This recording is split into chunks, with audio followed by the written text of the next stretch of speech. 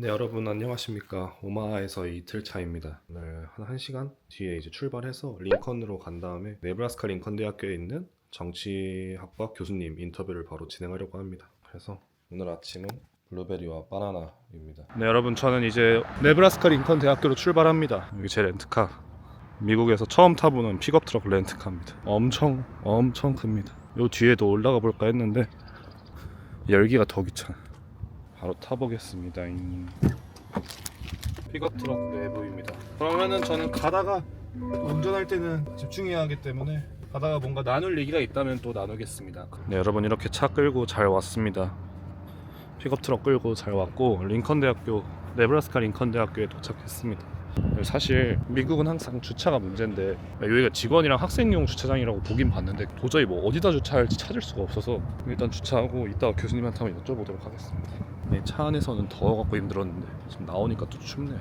이제 케빈 스미스 교수님을 만나러 갑니다. 교수님 같은 경우는 정치외교학과 교수님으로 정치 성향이 어떻게 결정되는가에 대한 연구를 하신 분이고 생물학적으로 또 환경적으로 그런 부분에서 어떻게 사람의 정치 성향이 결정되는가를 많이 연구하신 분입니다. 그래서 단순히 이성적으로가 아니라 감정적으로 그리고 한편으로는 본인이 태어났던 그 환경을 바탕으로 정치 성향이 결정되기 때문에 그런 특징에 대한 것들을 얘기해 주실 수 있을 것 같고 또 그 단면에서 이 세상에서 사랑은 어떻게 찾을 수 있는가 이런 질문들을 좀 드려보려고 합니다. 사실 인터뷰 시간이 주어진 시간이 길진 않기 때문에 이 정도만 여쭤보고 나올 것 같습니다. 한번 또 들어갔다 오시죠. 아직 교수님이 메일 안 읽으셨거든요. 그래도 일단은 약속은 잡혀 있으니까 508호 저기 밖에 수업하는 거 보여서 신기하다.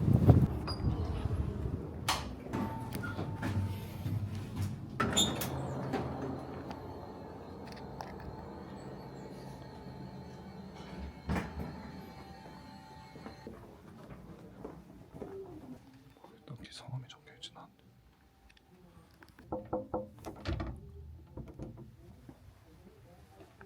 와, 개비극 잠겨있어.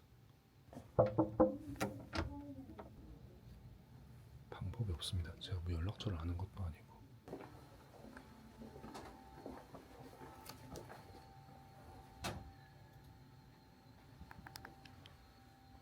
여기 있는데. Hanchi? Oh, Hee-chan, yeah. Sorry, Hee-chan? Yeah, you're... Yes, you're in the right Oh, place. yeah. Yes. Oh, nice to meet you. Nice to meet you. Yeah, it's really an honor to meet you. Oh, I just think like you're in the 508. did I give you the... I'm in 50... Yeah, 508, so... Sorry. It's okay, it's yeah, okay. yeah. Is it okay to take an interview? Sure. Yeah. Yep. I thought that's what we were here for. So go ahead. Okay. Whenever you're ready, I'm ready. Okay. Do you like this almond joy? I give them to students. Yeah, if you want to take one, please feel free. Okay, thank you. How was your like first impression when you got the mail? I don't think I've ever been interviewed by somebody on YouTube, by a YouTube channel before, but I do quite a few interviews. So I didn't take it as, coming out of the blue or anything, because I'm contacted by journalists all before. But I have to be honest, I was a little curious about how it goes with a YouTube channel, because I've never been on a YouTube channel before, so a new experience for me. But I'm not a like American YouTuber. I'm just South Korean YouTuber. Is it? Right, yeah, but you sent me the links. Yeah, that's right. So I took a look at them. South Korean YouTuber counts as a YouTube. Yeah, that's true. So what are you doing in America? Just taking an interview. Just all taking over the interviews? city. Yeah. Wow, good for you. I'm here for meeting you to Lincoln. No kidding. Oh, that's true. That's a long way to go to get an interview. It's okay. Yeah, we could have done it on Zoom. But Zoom is not that alive. Oh, okay. Well, I do a lot of Zoom interviews with journalists, just so. You were born and raised in here, Nebraska? No, I'm British. British. Mm-hmm. And you immigrate to here? Yeah. Yep. When did you immigrate here? Oh, it was a long time ago. It was like 1978. I mean, I was a teenager when we emigrated. 1978. Yeah, I know that. To you, that probably seems like ancient history, right? No, not that ancient. Nice to meet you. Yeah, it's nice to meet you. Yeah, I'm really glad to meet you. Yep. So at first, could you introduce yourself first? Sure. My name is Kevin Smith, and I am a professor of political science at the University of Nebraska-Lincoln. Could you like walk us through your career path? Sure. So I did my graduate work at the University of Wisconsin, Milwaukee.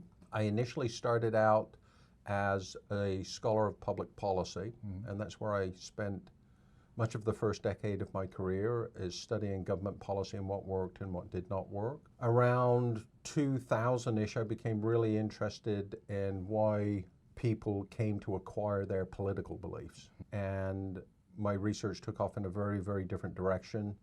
And I spent the next 10 or 15 years looking at the biological basis of ideology and political attitudes, mostly in conjunction with a colleague of mine, John Hibbing, and a colleague at Rice University, John Olford.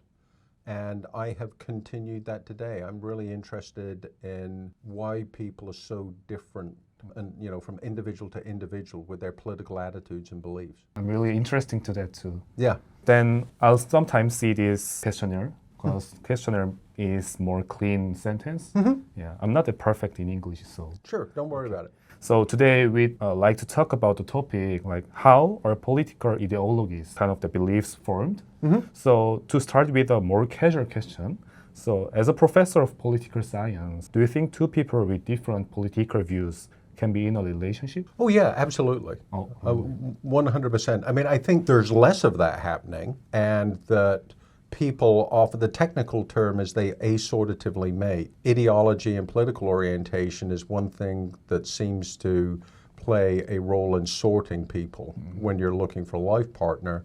But can people from opposite ends of the ideological spectrum, you know, have a loving, close relationship? 100%. Our own senator, Senator Pete Ricketts, and Pete Ricketts is a conservative Republican. His wife is a Democrat, and they've publicly disagreed on politics, but they're clearly very supportive and loving of each other. So we have an example right here in the state of Nebraska of two people who can be differently politically, but can be very close personally. That's interesting. Yeah. There's a lot of cases like that. Well, I wouldn't say there's a lot of cases yeah. like that. I would say that's the exception rather than the rule. But, you know, your question was, can people do this? Yeah. Absolutely, they can. Is it easy for people to do this? That's a different question. Oh yeah, that's true. And that can be really hard. And it's not even in sort of like marriage partners or what have you. We have lots of examples in the U.S. of people who, you know, stop speaking to their friends and family because they have political disagreements, and that's just really sad. Yeah. Then are you also having some friends or family whose disagreement with your political views? Oh, 100%. My wife and I disagree on a lot of stuff politically. My daughter and I disagree on a lot of stuff politically. I have friends and family that I'm extremely close to who differ from me politically, both from the left and from the right. Yeah. But my attitude is, especially after studying this, is these are people I love. I'm not giving them up because of something as silly as politics. Okay, then, like, on the other hand, do you think having similar political views makes a relationship more compatible? Oh, I don't think there's any doubt about that, because politics these days, those disagreements can get pretty heated. Yeah. And not having to navigate those disagreements, I think, can make a relationship easier. In my own personal view, though, it's going to make it a lot less fun. I prefer to hang out with people who I can have a good discussion with or a good debate with. And at least for me, it'd get really boring really quickly if we agreed on everything. So different view is like necessary to your life. Yeah. Yep. I love a good argument. Oh, really? Yeah. And I think you are also good at argument too, like debating. Well, I can hold my own, but I lose as many as I win, and that's okay. That's fine. Yeah, that's just a process and That is like enjoyment. Yes. Well, not enjoyment, but I think if you put yourself in a bubble and you only surround yourself with people who agree with you politically, I mean, I think you end up with kind of a stunted view of politics because it's hard for you to understand why people have different political beliefs than you. And clearly a lot of people do. And if you've got someone who's close to you who disagrees with you politically, I mean, you can connect with them on a human scale and see that, well, this isn't an evil person. It's someone who I love very much. They just happen to think about politics differently. Then I'm also really feel interesting about your book's name. So how political like beliefs made, kind of that.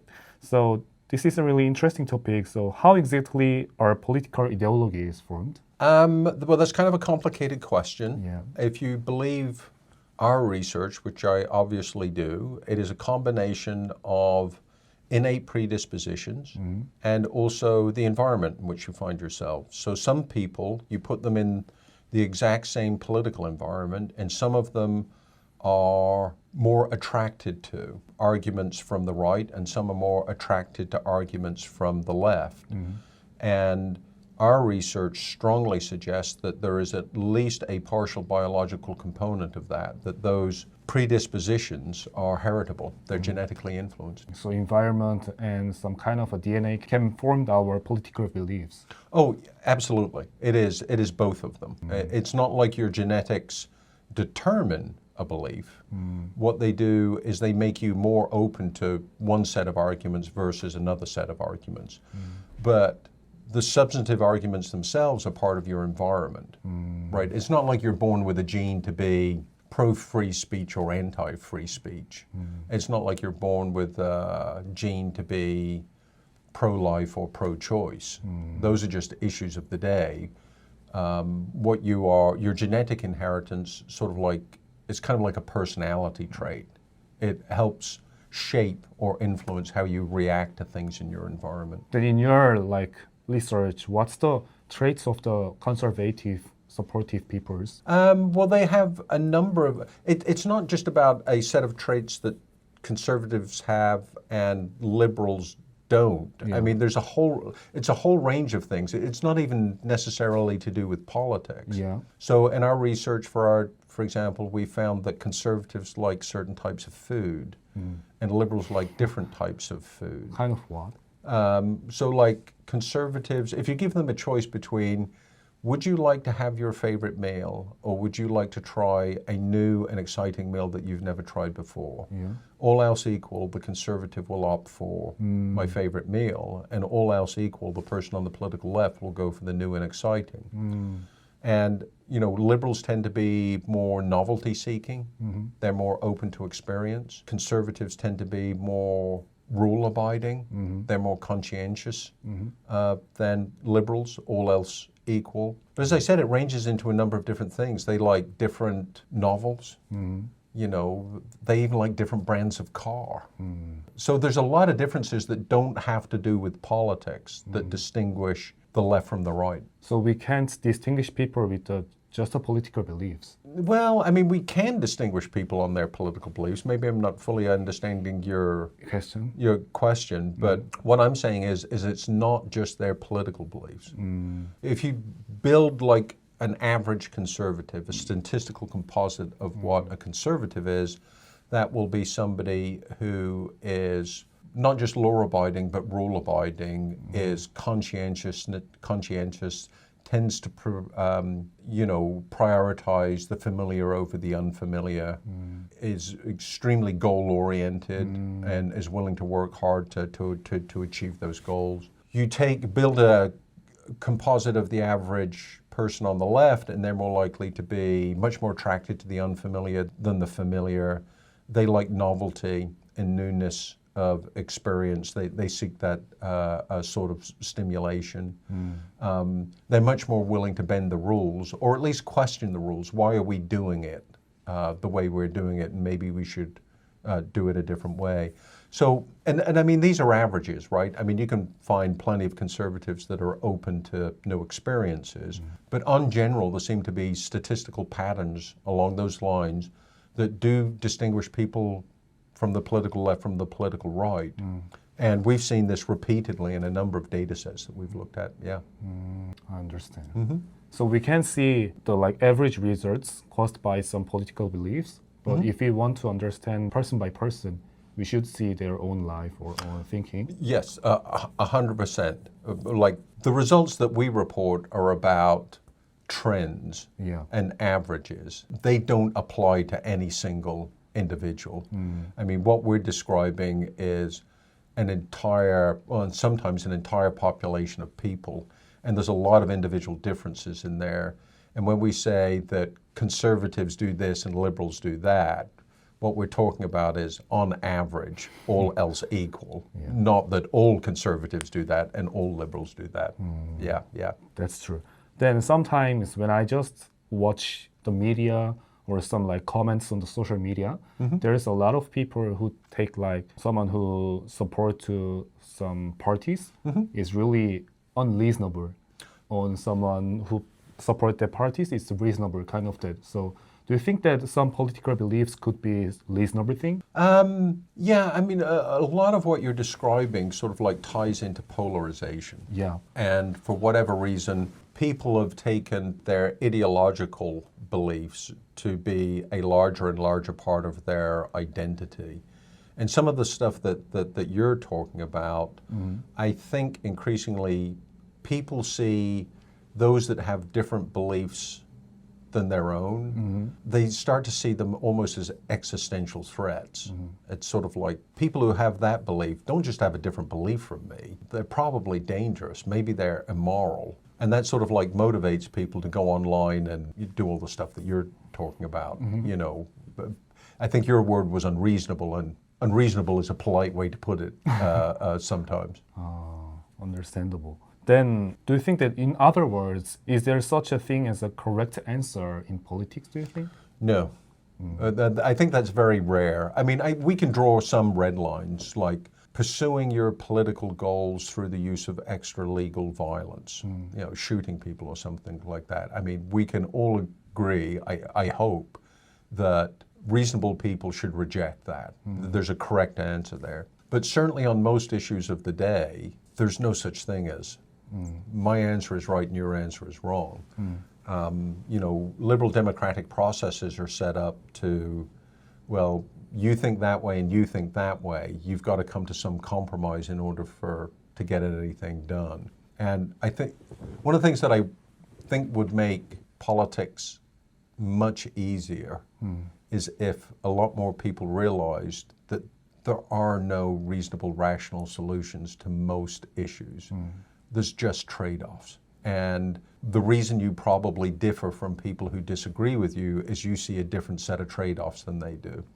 And if you understood their trade-offs a little better, maybe you could figure out, you know, is there any middle ground here where we could not get what we want, but get at least what we could live with. Then, as we talk about, there's a lot of polarization about politics. So why do you think political polarization has become so intense these days? Yeah, that's a really good question, but it's also, the answer is kind of complicated because I don't think it's one thing. Yeah. I mean, specific to the United States, one thing that has happened is our two major political parties, which used to be fairly non-ideological. So in the Republican Party and in the Democratic Party, you'd have liberals and conservatives. That's not true anymore. Republicans are conservative and Democrats are liberal, and that's true pretty much across the board. So basically you have the two major political parties are fighting not on issues now, but ideological first principles. That promotes polarization. But I also think, you know, polarization is not something that is unique to the United States. There are a lot of sort of like countries in the Western liberal tradition right now. I don't know what the situation is in Korea, but yeah, that seem to be polarizing all at the same time. So what might explain that? I think part of it is, you know, information technology. We're simply not just exposed to more information and more information that we disagree with it. We're exposed to more of it, like all the time. All of us wander around with phones in our pockets that are essentially little mini computers that are sort of like pinging us on political information all the time. The algorithms that drive the information that we're getting are basically designed to grab your attention. And they often do that by making you angry or frustrated or worried or fearful. And if you're in that mind space when you're thinking about politics, you know, there's often a defensive response of like, there's people like me against people like you. And I think the communications technology is just set up to push us in that direction. Another big answer is it's just a changing world. I mean, we live in a globalized world now, and a lot of people are worried about the erosion of traditional cultural norms. Others are, you know, pushing to sweep away those cultural norms. And regardless of which side that you're, of those sort of fights that you're on, those are particularly divisive. And you add in, like in a big, multicultural, multiracial society like the United States, you have immigration coming in, you have the loss of an industrial base where jobs are going overseas. And that's just a pretty explosive environment. And, in politics, frankly, there are some people who can mine that for political advantage. And in some cases, even monetize it. That's true. Yeah. Then sometimes, as on like modern society people, I feel like it's hard to distinguish what is the fake and what is the fact. Yeah. So, in your experience, how do you distinguish fake and fact in the media? Yeah, that's a really good question. I mean, without taking a step back and sort of like taking at least a modestly comprehensive overview, is that really a fact? Where's that coming from? Is that really real? Let me dive into that. If you're not willing to take those steps, it's really hard to do. It is really hard to do. And I mean, because I'm no different. I've had things pop up in my social media feed and I've looked at that and I was like, oh my gosh, that's terrible, that's awful. And then you look into it and it's like, no, that's not true at all.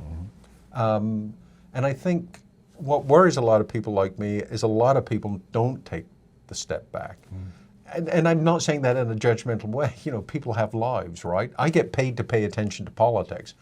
Most people, their job is not paying attention to politics. And so, sort of like wagging a finger at them and saying, you should pay way more attention to politics than you do. That's easy for somebody like me to say. It's a lot harder when you've got a couple of kids, a full-time job, and you're taking care of your parents or what have you. I mean, that's, it's sort of like, yeah, thanks, Professor Smith, that's great advice, but it's really hard to do.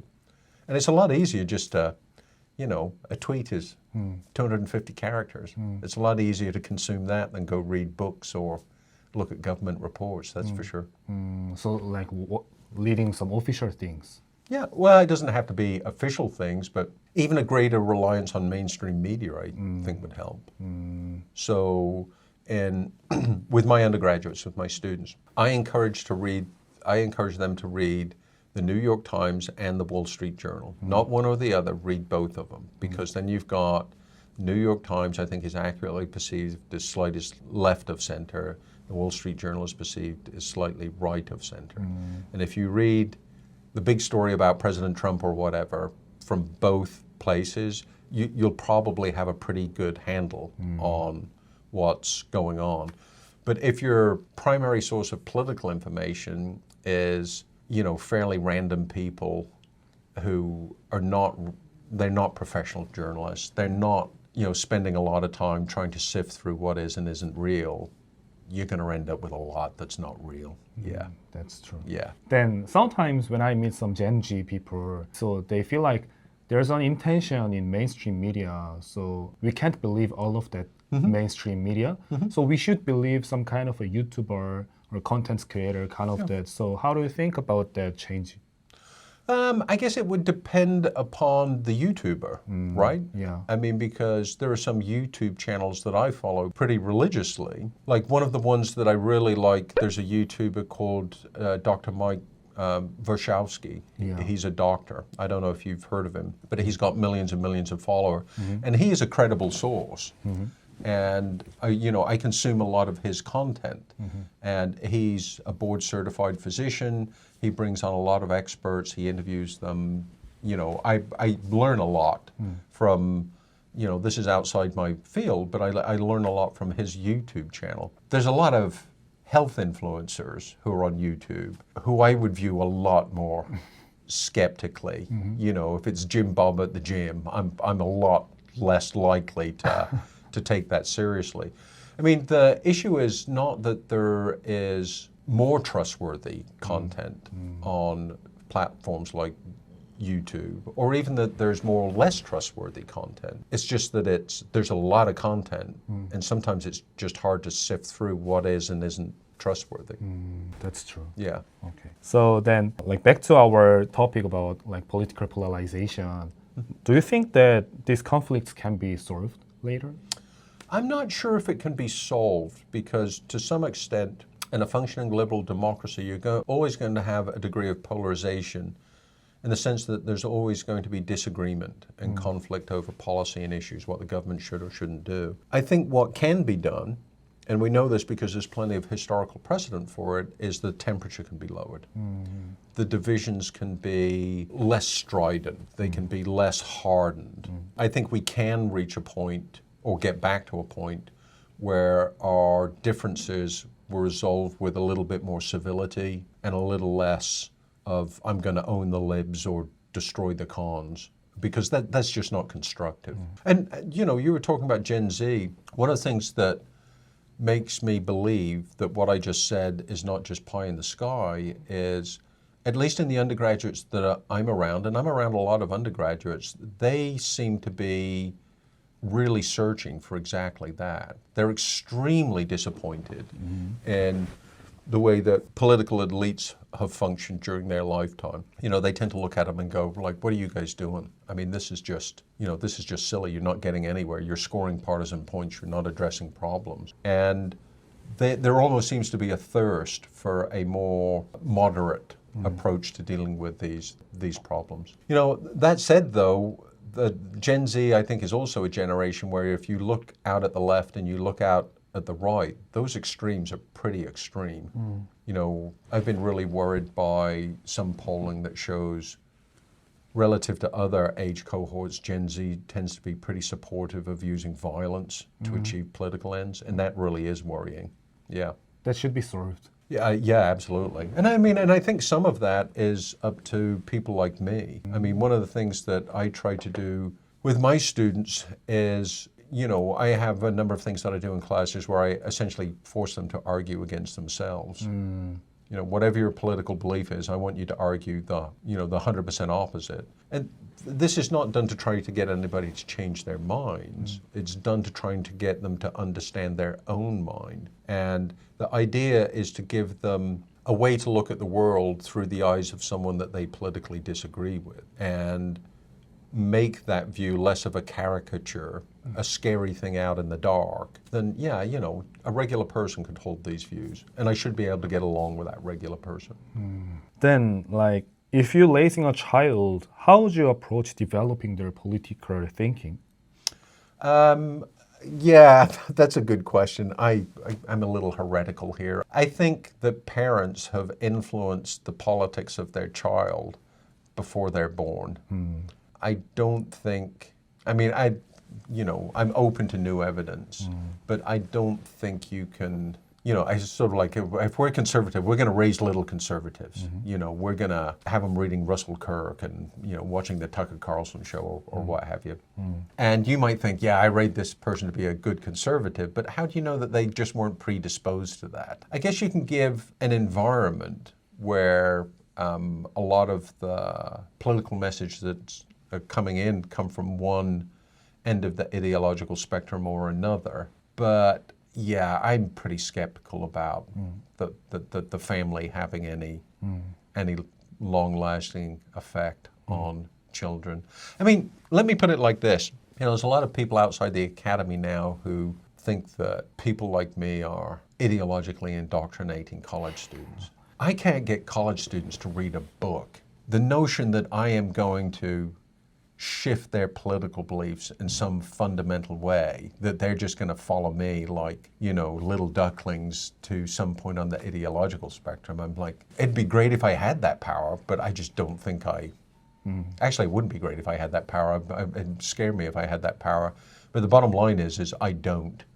And I'm not sure even parents have that power. That's true. Yeah, it certainly didn't work out for me. I've got 2 kids. And the thing that my line is, I was a great parent until I actually had kids. And then they showed up, and they turned out to have minds of their own, and I'd never fully planned on that. That showed. Yeah. Then do you think that political beliefs kind of that can make violational, not emotional?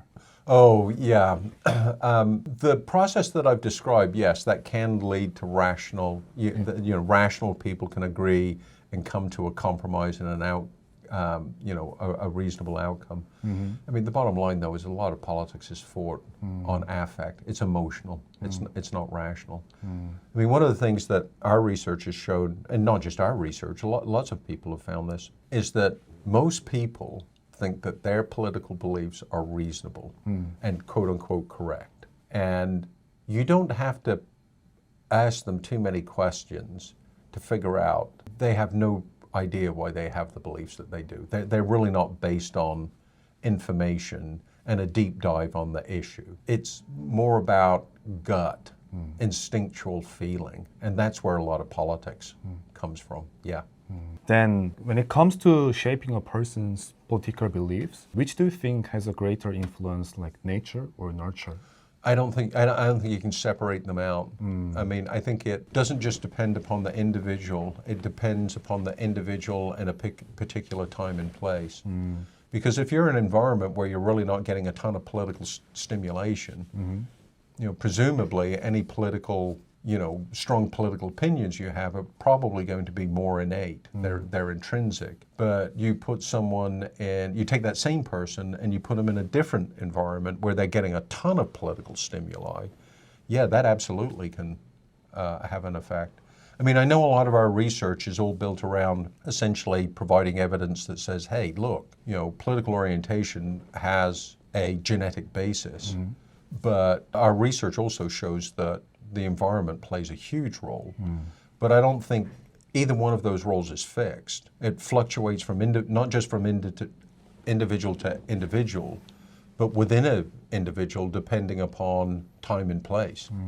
When I listen your answer, I feel like my life is determined when I born. Like, who is my family, who is my parents. Yep.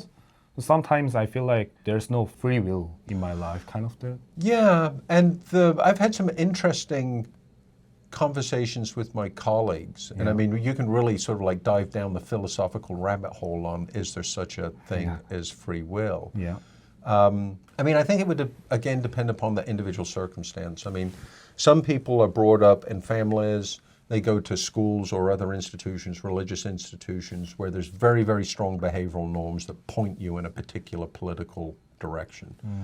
And if that's, whether it's your innate predisposition or you've just rationally thought your way to a different path where it's like my family, my church, my school, they're all pointing me in this direction and I just think it's wrong.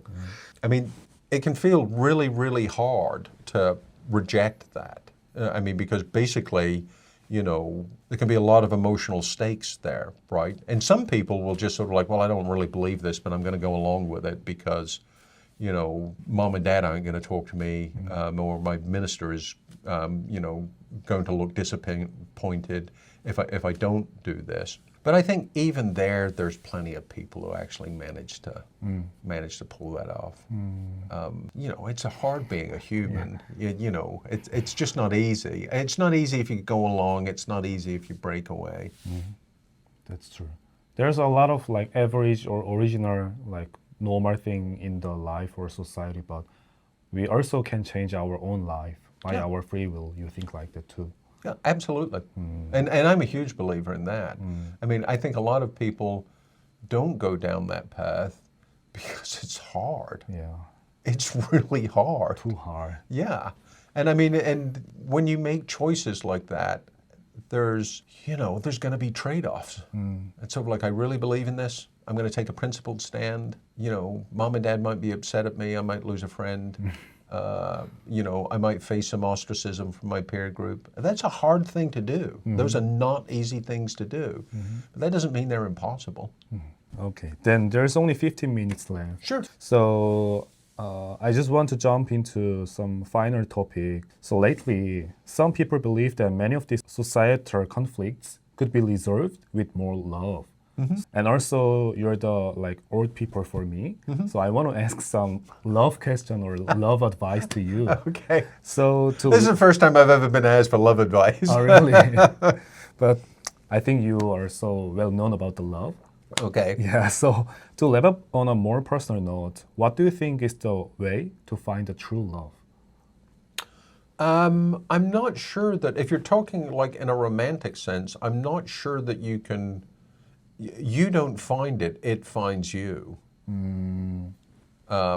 Because love isn't certainly not in the sense of romantic love, it's not a rational thing. You know, it's not like you go out and find it. I mean, it just hits you. And a lot of people, and I mean, the difficult thing about it is sometimes it's not reciprocated, right? But yeah, I mean, my advice there is like you can't find love, it's got to find you. Do you think that love comes from rational or emotional? Oh, emotion. Yeah, 100% emotion. Because I asked this question, there are a lot of like marriage agents in Korea, so they make some score of each people. Right. And I think you can find a life partner and a mate that is not based on romantic love. I mean, it can be based on respect and tenderness and contentment. And those can be, I presume those can be very, very happy marriages. But if you're talking about, you know, romantic love where you're just totally smitten with someone as a potential life partner, that has to be sort of like, you know, it's an emotional connection. It's almost a chemical thing, right? And I mean, I think the only way that you find that is you just make sure you're open to it when it happens. So you mean like you distinguish the love from like life partner and the romantic part? Yeah. Really? Yeah, well, I mean, you know, that romantic love when you're just swooning and googly-eyed. I mean, you can't, I mean, that's great. Yeah. And you certainly want to sustain some of that. But that's not how you build a life together.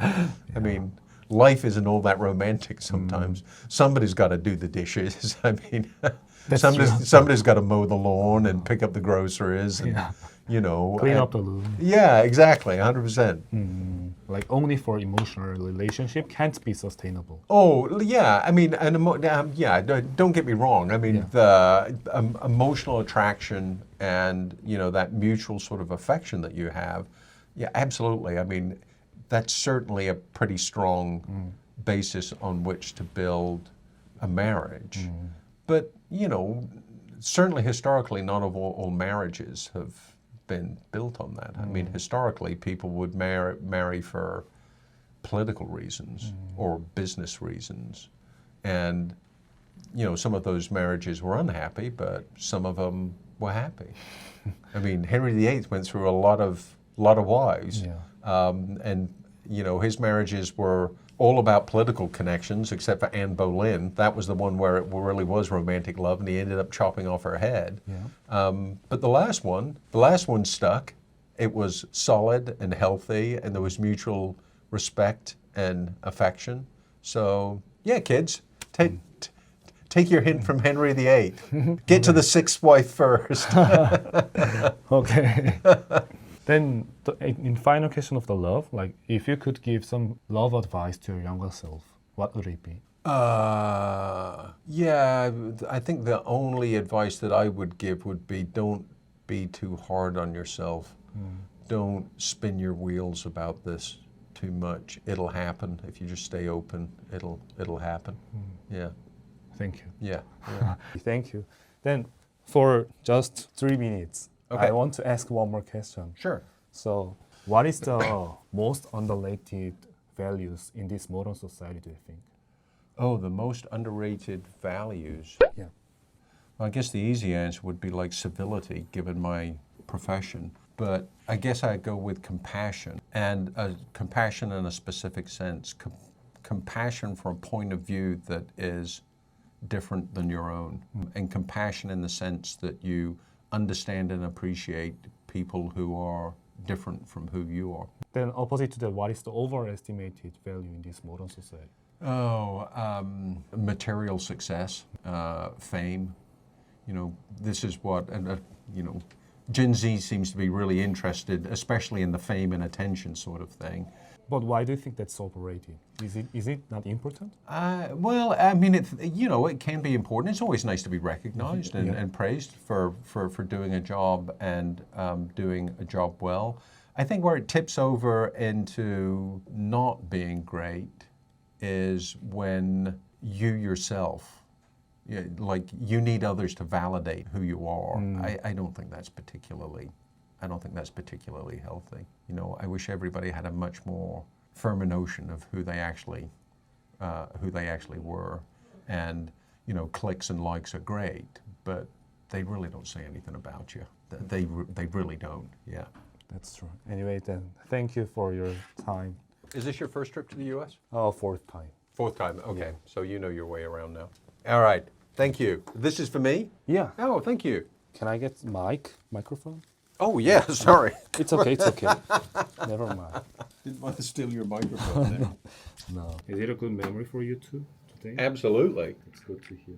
You know, I've never had to ask me, no one has ever really asked me questions about, Love? yeah, that's kind of made me think. I think like a lot of Gen Z has a struggle about love. Maybe every people in their 20s. 네, 여러분, 저는 이제 인터뷰 다 마치고 나왔습니다. 사실 조금 돌아보고 가고 싶긴 한데 벌금 물릴까봐 괜히 무서워가지고 커피만 한 잔 그냥 빨리 사서 오마하로 돌아가려고 합니다. 이 렌트카가 제가 예약할 때 $89인가? 뭐 그렇게 예약을 했거든요. 근데 예약하고 이제 영수증을 보는데 제가 사실 좀 제가 못한 건지는 모르겠는데 $196가 찍혀있는 거예요. 그래서 찾아봤더니 제3자 보험을 들었더라고요. 전혀 몰랐거든요. 거기에 보증금 200까지 해서 $396 결제하고 60이거든요. 그래서 제가 또 체크카드라서 현금이 미국 여행 끝나야 돌아와요. 근데 피 같은 현금들이 어쨌든 그런 것들이 있어서 돈을 많이 아껴야 하기 때문에 여기서 벌금 또 먹으면 진짜 답이 없습니다. 저 진짜 답이 없어요. 사실 너무 예쁩니다, 건물들. 제가 언제 또 여기 와보겠어요. 그런 거 생각하면 그냥 여기 좀 있다 가는 게 낫나? 뭐 붙어있는 거 아니겠지? 뭐 안 붙어있다. 자, 그래, 여기 언제 또 오겠나 싶은 마음에 잠깐 나왔습니다, 그냥.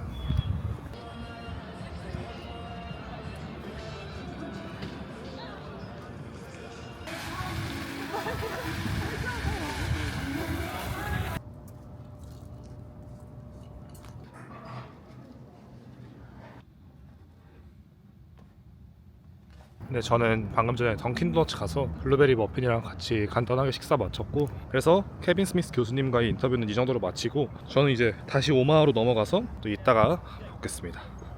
타보니까 이 앞에 지금 파킹 바이올레이션 적혀 있었거든요. 다행히 일단 돈은 안 내는 것 같습니다. 이 앞에 붙어 있었는데 샀다.